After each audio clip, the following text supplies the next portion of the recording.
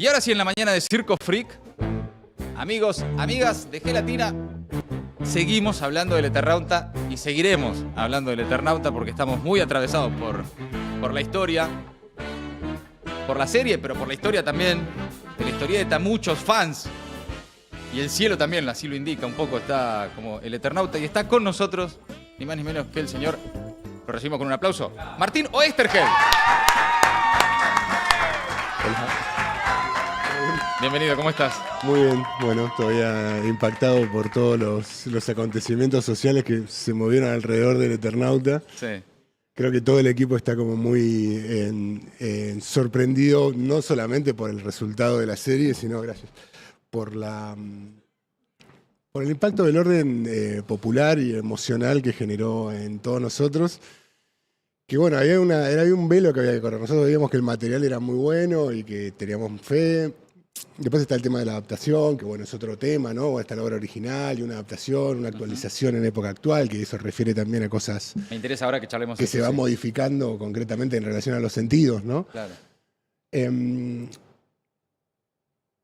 todo el equipo, incluyo, digamos, a los ejecutivos de Netflix y todos, teníamos muy buena, le pusieron mucho corazón en todas las áreas, no solamente el cast, la gente en la producción, KIS, el equipo de Netflix, todos los técnicos, toda la postproducción que generó verdaderamente un hito en la industria de la cinematografía que nos llena de orgullo. Tenemos diferentes orgullos acumulados, Sí. digamos, en esta serie, y sobre Sí. todo la repercusión, ya te digo, del orden casi emocional, ¿no?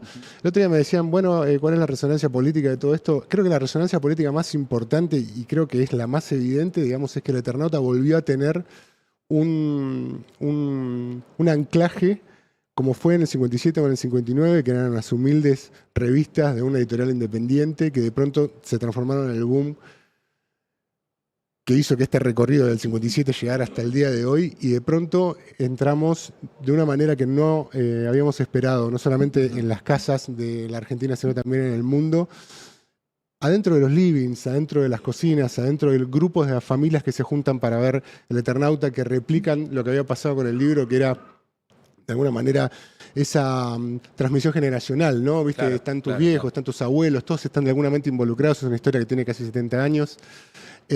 Y volvió de alguna manera a una raíz popular. Los chicos la leen, Sí. los chicos están viendo la serie, la ven 2 veces. Vos te das cuenta el Sí, triunfo que es que nuevamente unos chicos lean el Eternauta con todas las lecturas y sobrelecturas que tiene la obra original. Por eso es un clásico, ¿no? Porque Sí, tiene claro. siempre algo nuevo que decir, siempre algo nuevo que interpretar. Eso es interesante porque ya fue un éxito mundial la historieta Claro. de tu abuelo y ahora vuelve a ser un éxito mundial, pero en versión serie de Netflix.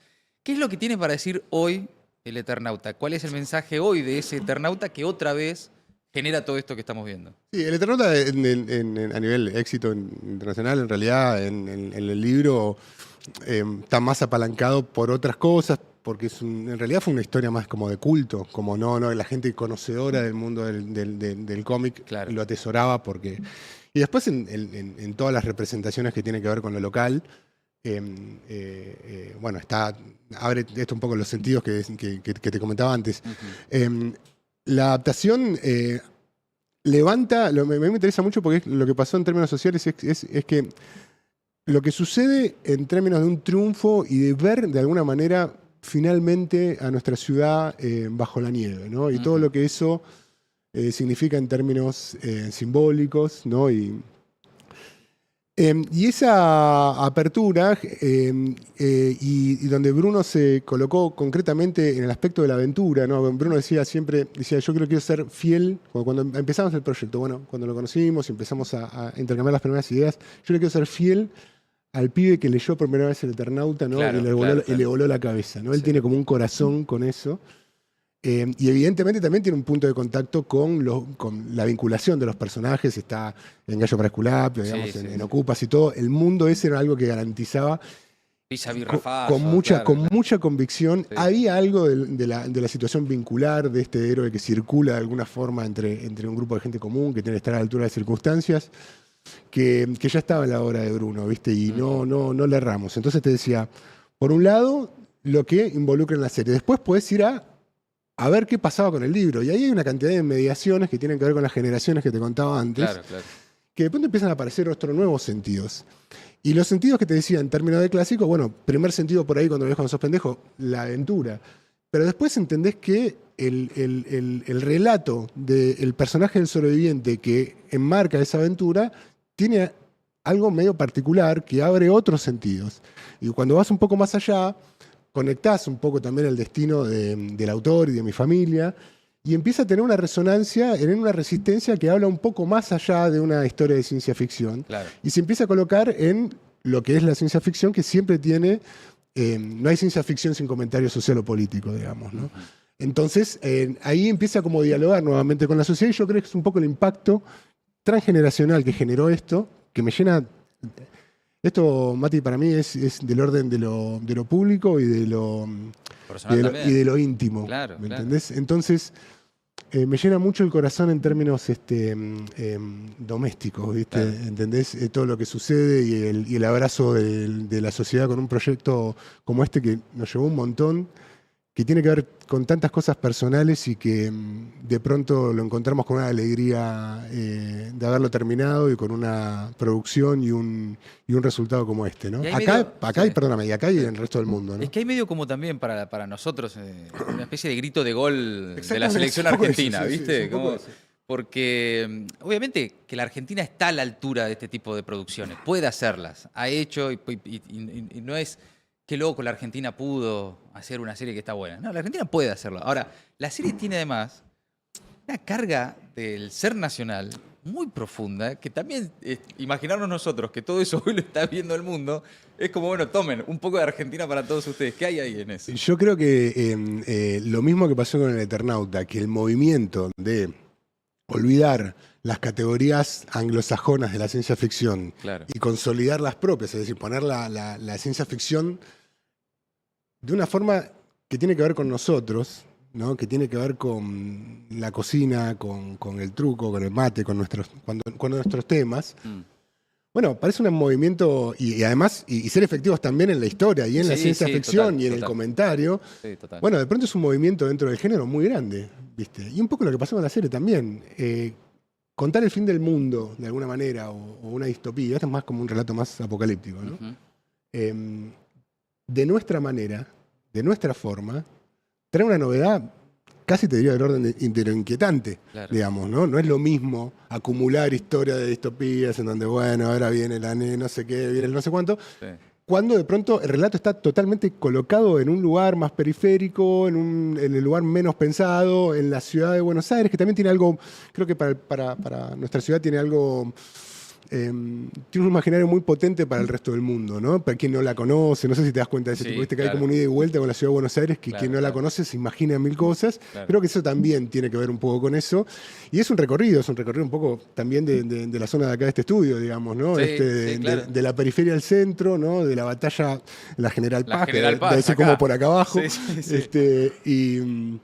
Sí, todo el y bueno. tren, ¿no? La Todo aparición eso, bueno, y esa también. cosa que tiene, digamos, lo que vas reconociendo cuando sos chico en el ámbito de la aventura, que esa aventura te la están contando a vos. Es decir, lo Claro, que pasa, claro. por donde vos pasás con el bondi es donde fueron sucediendo las cosas. Y hay un lugar de reafirmación y de reconocimiento que ya te digo, no te va soltando en toda la vida el Eternauta y en eso tiene que ver un poco el efecto que tiene hoy. Me gustaría saber cómo fue un poco la adaptación de la historia del Eternauta a la actualidad, es un poco de lo que estamos hablando, pero particularmente algunas cuestiones muy puntuales que tienen que ver con la edad de Juan, pero también el hecho, creo que para mí uno de los principales logros también de la serie, ¿por qué y cómo llegaron a Juan Salvo como excombatiente de Malvinas? Mirá, ¿Cómo se construyó eso? Yo no me quiero ir tan atrás con el tema de cómo fuimos cosiendo la posibilidad. Porque viene de hace rato. Sí, la Claro. posibilidad de haber llegado a que hoy sea una serie, ¿no? En formato de plataforma. Siempre había sido para película, bueno, tiene una historia muy larga, ¿no? Sí. Pero cuando empezamos, la editamos en Estados Unidos, funcionó muy bien, y a partir de eso nosotros, junto con Laura Bruno, mi mujer y productora, empezamos a mover en términos de productoras que estaban interesadas, etcétera. Entonces empezamos a mover en Estados Unidos, se apareció mucha gente interesada, Ujú. pero nosotros poníamos yo particularmente ponía una condición, la que decía que tenía que ser sí o sí filmada en Buenos Aires Claro. y hablaban español. O sea, no había nada. Entonces ahí se fueron al mazo una cantidad, digamos, ¿no? Porque dijeron, bueno. Se bajaron varios ahí. Después hay una habilidad también de, más allá de que la cercanía tiene que ver con otras cosas, ¿no? Pero hay una habilidad también en Netflix de pensar que lo particular de que sea en Buenos Aires también, de pronto, ¿entendés? Hay como una mirada bastante clara, digamos, en eso, y es un poco como pegó en el resto del mundo, ¿viste? Claro, ¿Entendés? claro. Entonces, las condiciones tenían que ver con que sea en español y que sea rodada en Buenos Aires, ¿no? Bueno, entonces, a medida que después avanzaron los temas, bueno, consolidamos una relación con Matías Mosterini y con Leticia Cristi, que son los directivos de KIS, de la productora, los productores. Y volvimos a poner arriba de la mesa la posibilidad. Cuando se abrió eso, dijimos, bueno, hay un momento para hacerlo, no podemos dormir mucho, ¿viste? Entonces apareció Bruno nos garantizaba como que hablaba hace un rato, el relato a la altura de la calle, tiene como una convicción y un olfato callejero y popular que es verdaderamente para sacarse el sombrero, que lo transmite también en los actores, lo transmite incluso en la producción, en la forma de filmar, tiene una manera muy especial. Pone todo, pero pone todo es todo, pone todo el cuerpo. Y después, otra de las cosas que planteábamos, antes incluso de que entre en Bruno, una cosa que yo tenía como una especie de olfato en relación a eso, es que había dos opciones. Era la opción de hacerlo en época original o en época actual. En general, los proyectos que se habían acercado, incluso el de Lucrecia Martel del 2008, planteaban la época actual. A mí me parecía interesante. Yo soy más de la idea, digamos, de que tiene que decir algo nuevo una adaptación. No tenés que arrimarte demasiado. Por supuesto, los sentidos tienen que conectar y tienen que hablar de lo mismo, ¿no? Pero no me interesa como replicar. Muchas veces puede ser algo medio congelado, ¿viste? La idea de replicar exactamente una cosa. Está la obra original y están las adaptaciones. Entonces, cuando yo me imaginaba eso y era en época actual, yo decía, el Eternauta es el relato de un sobreviviente. Es uno de los movimientos más fuertes que tiene la historia y simbólicos por el otro lado. Y yo siempre pensaba que me interesaban, y en los actores que pensábamos como para ser el protagónico, varios, siempre los coloqué, o los que yo traía, o por lo menos opinaba, ¿no? Que eran del orden que tenían que tener proyección internacional, etc. En tipos un poco más gastados, ¿no? El tipo heroico, todo peinado, y qué sé yo, o como muy potente. Un tipo más golpeado por la vida, un tipo que casi que tenía que pelear una segunda oportunidad. Claro. Entonces, siempre pensé, y después tengo una convicción personal, en relación a nuestros soldados de Malvinas, ¿no? Y siempre pensé que tenía que ser de la generación de Malvinas. Por una sensación casi te diría de...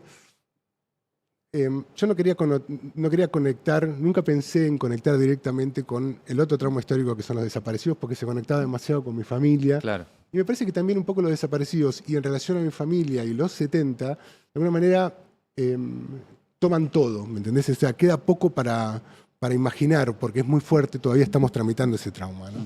El otro trauma que nos llevó a la democracia que tenemos hoy son nuestros soldados de Malvinas. Sí, claro. Entonces me parecía que actualizar eso en términos narrativos y dramáticos, con una persona que en época actual tenía que tener aptitud para las armas, una cosa era en los años finales de los 57, en el 57, que digamos que las armas estaban más a la mano, a diferencia de lo que es hoy, ¿no? Un tipo que salga con una escopeta, ¿no? Entonces se colocaba de una manera natural. Yo siempre lo pensé de esa forma. Después, por el lado de Bruno tenía no lo habíamos hablado mucho, pero Bruno tenía su propia convicción relacionada a eso y tenía incluso un corto muy hermoso al principio de su carrera, digamos, que se llama What is Over, ¿no? Que también tiene que ver con Malvinas. Entonces había algo del mundo de la calle, ¿no? Que traer a nuestros soldados de Malvinas no solamente era una reivindicación que tenía que ver con lo nacional, que tenía que ver con lo nuestro, que en un material que se exporta al resto del mundo tenía algo desafiante. Claro. Y hablar de un sobreviviente en esos términos nos parecía una especie de justicia poética, ¿no? Y así que, bueno, no sé quién trajo ni siquiera la idea, pero medio que lo confluimos en el momento, ¿no? Qué bueno. Insisto, por lo menos para mí, creo que para muchos también uno de los principales aciertos de los tantos que tiene la adaptación al presente del Eternauta. Y después hay, obviamente, más allá de la cantidad de años que hace que existe el Eternauta, de los distintos procesos, los distintos Eternautas también, del tiempo que hace que esto lo vienen desarrollando y que finalmente se pudo concretar, lecturas políticas de la serie y los que al mismo tiempo piden que no se hagan lecturas políticas de la serie, ¿no? Viste que hay como un debate por estos días, más allá de los nombres y los casos particulares, esta idea de el Eternauta como política, como discusión política. ¿Qué estás viendo ahí en esas, Ciencia en ficción, esas tensiones? ciencia ficción sin comentario político no existe, yo no conozco, digamos. Claro. Así que ya solamente por eso ya no hay. Después, el triunfo, incluso en términos políticos, es justamente el desparramo que generó en todas las capas sociales, en toda la línea, y una afirmación de lo nacional. A mí me parece que no ver, en términos nacionales, en términos de lo popular, no ver que eso es un triunfo en términos políticos es no estar viendo algo, digamos, evidentemente. Y además lo que levanta, y además un poco lo que hablábamos antes, lo que levanta en discusión, en lo que viene a traer para atrás y lo que tenés que ir a buscar, ¿me entendés? Lo que mueve, digamos. Lo que mueve todo eso es que nuevamente la historia nuestra está viva y la historia tiene mucho para decir y todavía hay mucho que discutir. Esos son los términos políticos que tienen que ver con el Eternauta. La obra original y la actualidad. Después, si hay gente que se molesta por la política, no hay que tenerle miedo a la política. La política nos invade en todos los sentidos. Y por el otro lado, ciencia ficción sin política, yo realmente no conozco. Pero hay un mensaje a contramano de la época en el Eternauta, en la interpretación también de revalorizar el ser nacional, la identidad nacional. Bueno, eso es evidente, ¿no? Estamos en un momento en donde claramente eso no es lo que prima, ¿no? Prima una división de los argentinos. Y esta serie viene como un poco a juntarnos, es como Malvinas, ¿viste? Que nos une, ¿viste? ¿Entendés? Malvinas nos une. Bueno, encontramos las coincidencias en los argentinos. Y nadie se tiene que sentir amenazado por nuestra cultura. Que nadie se sienta amenazado. Nuestra cultura es un motivo de orgullo, es el alma de nuestra nación y está para todo el mundo, es lo que somos, ¿no? Y si alguien se siente amenazado con eso, los invitamos a acercarse, digamos, a nuestra cultura, que es, ya te digo, un motivo de orgullo y de mucha emoción en estos días. Me hablabas también de lo íntimo. Sí. ¿Cómo te pega ahí? ¿Cómo mueve de vuelta toda la historia? Tengo que manejar un poco, Mati, tengo que manejar un límite de la emoción y un poco el límite del manoseo en términos públicos, ¿no? Yo tenía un poco de miedo a eso. Todos teníamos bastante miedo porque hay que tener como un acto de fe. ¿Viste? Ahora, porque es todo va para arriba, ¿viste? Pero Bruno tuvo una convicción muy fuerte para hacer esto. Hay que tener pelota para hacer eso, no es una boludez. Y yo en lo particular también, sacar esto y poner en discusión y en contacto, yo sabía que iba a abrir todos los otros sentidos, es inevitable. Sí, claro. Pero no me imaginaba que iba a ser, te repito, yo me siento un poco abraçado por la sociedad en este momento, ¿viste? Y siento que hay una reivindicación que equilibra de alguna manera el debate histórico, público. Pasemos hacia adelante, ¿no? Tenemos mucho que discutir. No confrontemos constantemente, ¿no? Mirá que no soy un tipo que se ablande a ningún tipo de confrontación, ¿no? Pero hay lugares que nos generamos un punto de contacto. Nuestros desaparecidos, Malvinas, nuestra cultura, lo que somos, para bien y para mal. Encontremos punto de contacto. Me parece lo más político que te puedo comentar, digamos, ¿no?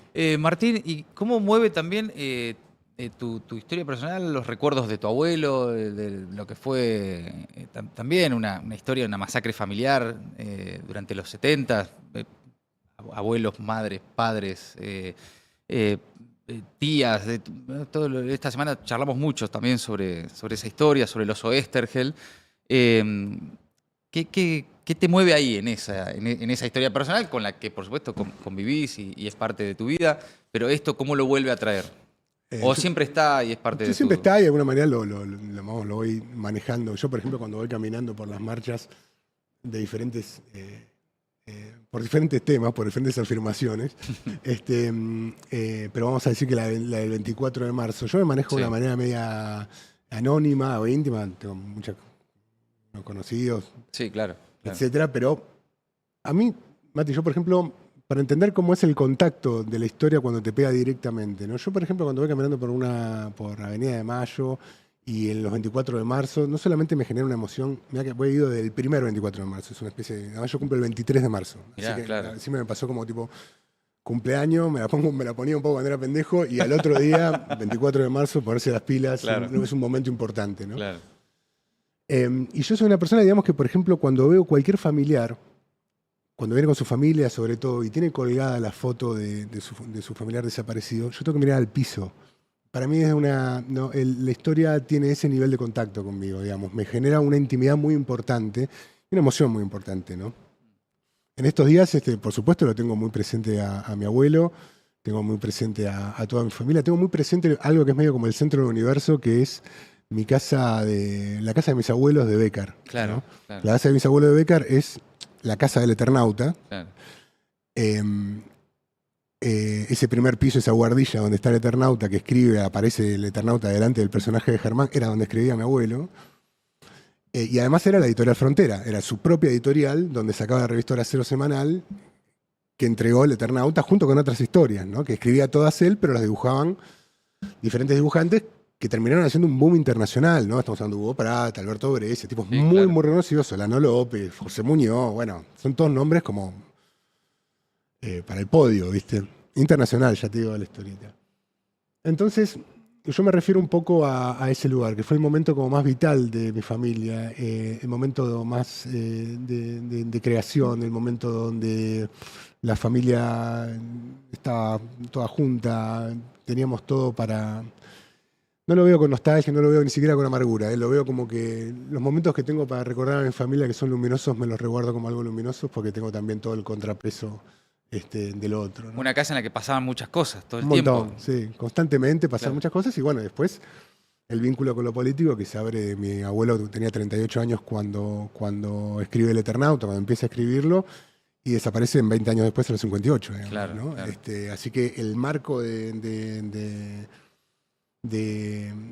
de su convicción un poco está en ese momento, digamos, ¿no? Cuando mi abuelo no tenía muy interesante, tenía mucha formación histórica, mucha formación, sobre todo histórica, política, tenía un gran lector, digamos, leía 5 idiomas, le llegaban libros de cualquier idioma, hablaba muy bien alemán, hablaba muy bien inglés, francés. Entonces estaba muy enterado, ¿no? En una época donde el conocimiento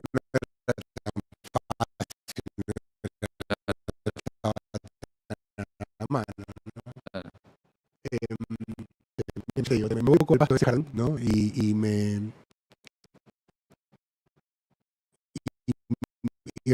recuerdo un poco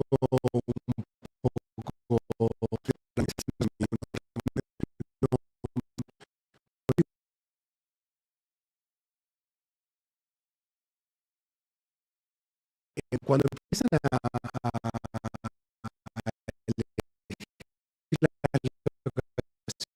elecciones, digamos, para el proyecto, qué sé yo, y tiene un Fali de César Troncoso que es espectacular. Es Extraordinario. espectacular. Extraordinario. Creo que estamos todos de acuerdo. Sí, sí, digamos, sí. ¿no? Y entonces cuando me llega la citación, bueno, yo conocí a los chicos de locaciones y qué sé yo, bueno, están buscando en Bécar, ¿viste? Yo decía, bueno, en Bécar, espero que no sé qué, ¿no? ¿Viste? Bueno, una locación en Bécar porque, bueno, era el contexto, Bécar, Acasuso, qué sé yo. Claro. Y entonces me encuentro con la locación, me pareció bien, ahí, bueno, estuvimos hablando.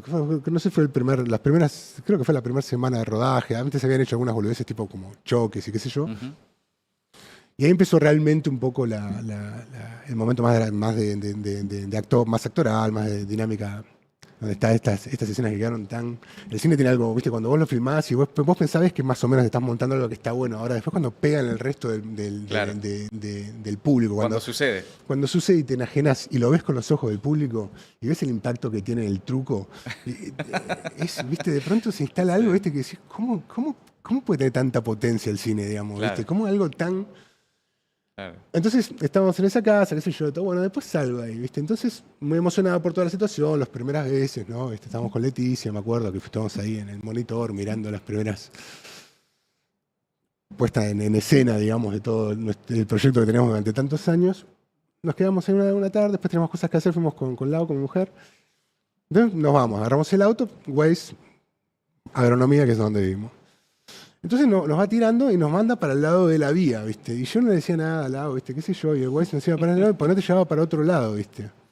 Y claro, nos sacó a la barrera. Y la barrera es enfrente de la casa de mis abuelos, ¿viste? Claro. Em,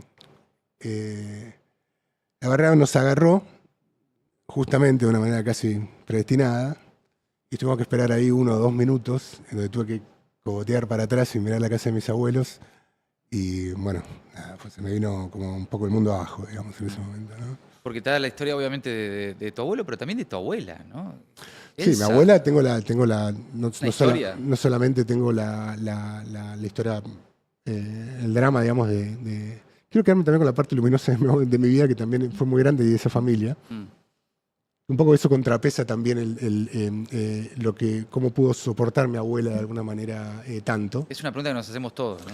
Sí, muy al Eternauta también, ¿no? Claro. Personas comunes que están a la altura de las circunstancias, ¿no? Claro. Como las madres y las abuelas, ¿no? Como hay un aprendizaje muy atávico y muy importante en eso, ¿no? Y yo tengo un aprendizaje bien directo porque yo me crié directamente con mi abuela, junto con todas esas ausencias. Tuvimos que promediar entre nosotros todo lo que nos faltaba. Yo creciendo como podía y mi abuela pendiente de mí, criando a su nieto. Le habían quedado 2 nietos, a mí y a Fer, pero lo que pasa es que Fer se crió con los abuelos paternos en Pergamino, entonces no teníamos al principio tanto contacto, nos veíamos constantemente, Claro. pero bueno, hasta recién cuando tenía 17 vino a vivir con nosotros, bueno, nada. Mm. Pero conozco perfectamente y de primera mano lo que fue aguantar en el cuerpo, ¿viste? Esto es un poco lo que te decía antes cuando veía que tengo que mirar al piso cuando veo, en términos íntimos, a un familiar que tiene la foto de su desaparecido en el pecho. Nosotros lo sentimos de un lugar muy cercano y muy real. Yo los recuerdos que tengo en haberme criado con mi abuela, el primer recuerdo de mi vida que tengo es haberme encontrado con mi abuelo en el centro de detención del Vesubio. Y son recuerdos amorosos. Yo estaba en el peor momento de mi vida, de alguna manera en una especie de casi de sobrevida, en el sentido de que no tengo un recuerdo de ese mismo día, del 13 de diciembre del 77, en donde asesinan a mis padres, inmediatamente me llevan a donde estaba mi abuelo. No tengo recuerdo de mis padres, ¿no? como imagen, pero tengo el recuerdo de estar con mi abuelo. Y el recuerdo... En el Vesubio. En el Vesubio. Y el recuerdo, en vez de ser un momento tremendamente trágico, por lo que connota estar en ese momento, cuando mi abuelo ya estaba secuestrado hace meses. Vos tenías 4 años. 4 años. Es un recuerdo de estar simplemente con mi abuelo como todos los días, ¿no? Estar cerca de mi abuelo, contándome cosas, abrazados, sentados en un banco de cemento, mirando una pared pintada de sintético. Mi abuelo hizo de abuelo. Se ocupó de mí. En el mismo momento mi abuelo le dice a los milicos, le dice, mi ex mujer, porque hace 2 años que estaba separado, no tiene actividad política, eso ya se sabía, porque cada vez que buscaban a las hijas no podían encarar por ese lado. De hecho, un poco la distancia, un poco con mi abuela tuvo que ver con eso. Parte que también la atravesó mucho como madre, imagínate, ¿no?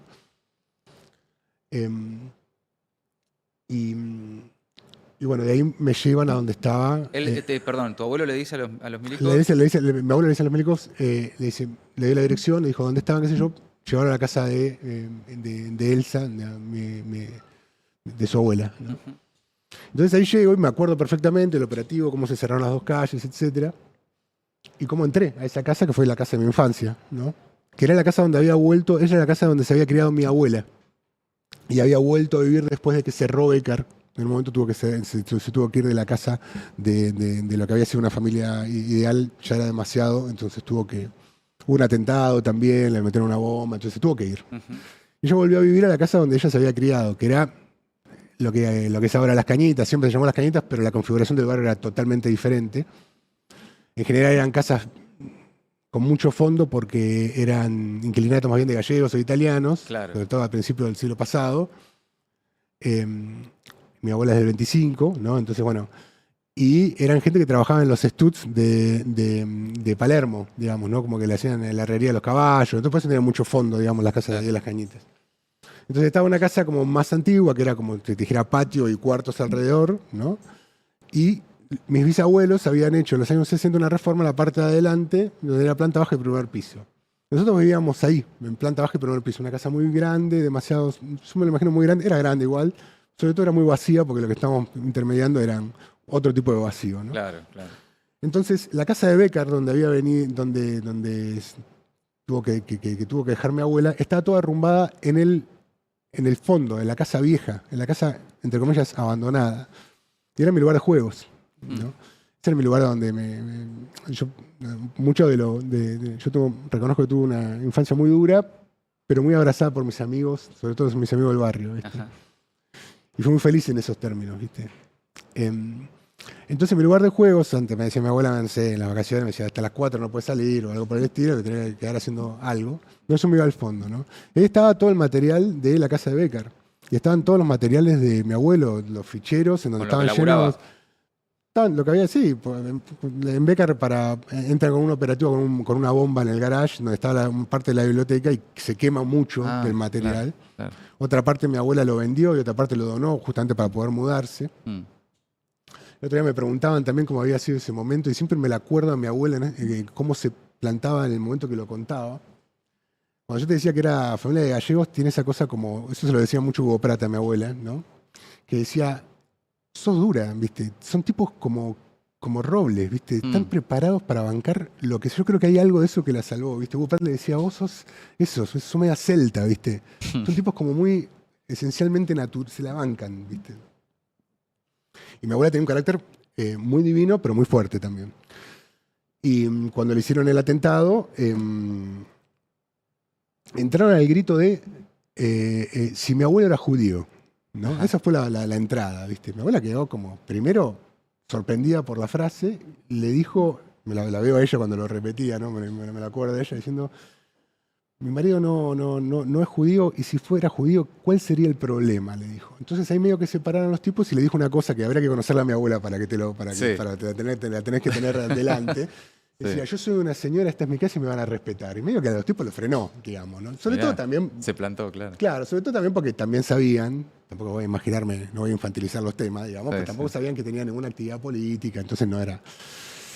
Bueno, medio que se frenaron, le dieron vuelta a la casa, pero más o menos se mantuvo. Bueno, la cuestión es que esa casa se depositó todo en la casa, que yo decía como la parte del fondo de la casa donde vivíamos ahí. Y ahí fue cuando empecé a relacionar con los materiales de mi abuelo y tratar de armar el rompecabezas de lo que era mi identidad y tratar de promediar todo lo que eran esas ausencias, esos huecos que quedaban. Y fue ahí en donde, viste, me encontraba con los originales de mi abuelo, con las pilas de guiones, todos fichados, todos organizados. Baúles enteros con todo el acervo editorial de la Editorial Frontera, en donde tenía que organizar las horas cero. Y yo medio jugando, pila de libros. En un momento se cayeron los libros, se vencieron las bibliotecas con el tiempo. Y había literalmente una montaña de libros. Yo muchas de las revistas que yo leía de mi abuelo y con las que me fui conectando, hasta ahí fue donde empecé a leer El Eternauta. Creo que no tengo en un primer momento, El Eternauta lo leí toda mi vida. Claro.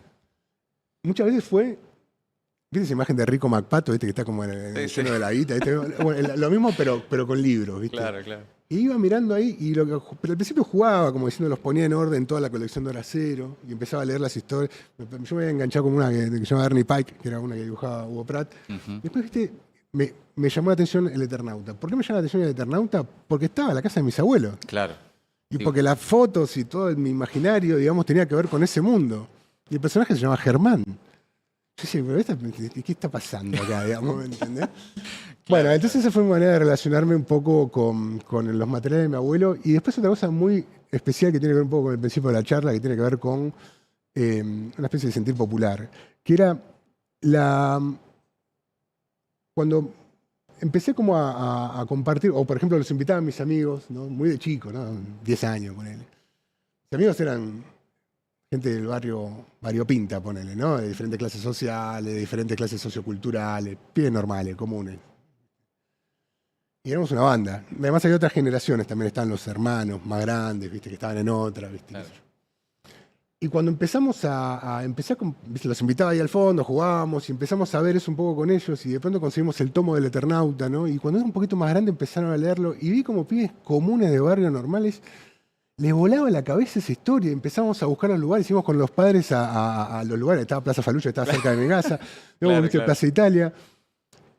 Y de pronto vi cómo de pronto en mis amigos tenía un impacto tremendo. Ahí fue como el primer momento que entendí que el Eternauta había algo con lo popular, que también se proyectaba en los hermanos mayores, que decían, no, sí, el Eternauta, Empezó como una especie de gran murmullo dentro de mi vida que tenía que ver un poco con eso. Impresionante. Y por eso no te sorprende lo que charlábamos al comienzo, el impacto que está teniendo esta historia en el mundo, ¿no? Porque ya lo veías desde el comienzo de tu vida, cómo impactaba en tu grupo de amigos. Por último, ¿tenés, volviendo a la serie y para cerrar, alguna escena favorita, algún momento de la serie? ¿Sí? Sin spoilear nada, por ahí tal vez todavía alguno no la vio. Tengo varios. Pero hay como momentos que son... tengo varios en términos como dramáticos, como más desarrollados. Me encanta todo el mundo de la muralla, etcétera. Sí. Después un momento que yo lo sentí, como vos decías antes, como un gol que me moría cuando lo vi. Además fue muy especial cuando lo vi con mis hijos, ¿no? Que fue el primer momento de esto, un poco de verlo con los otros ojos. Cómo ¿no? llega, claro, sí.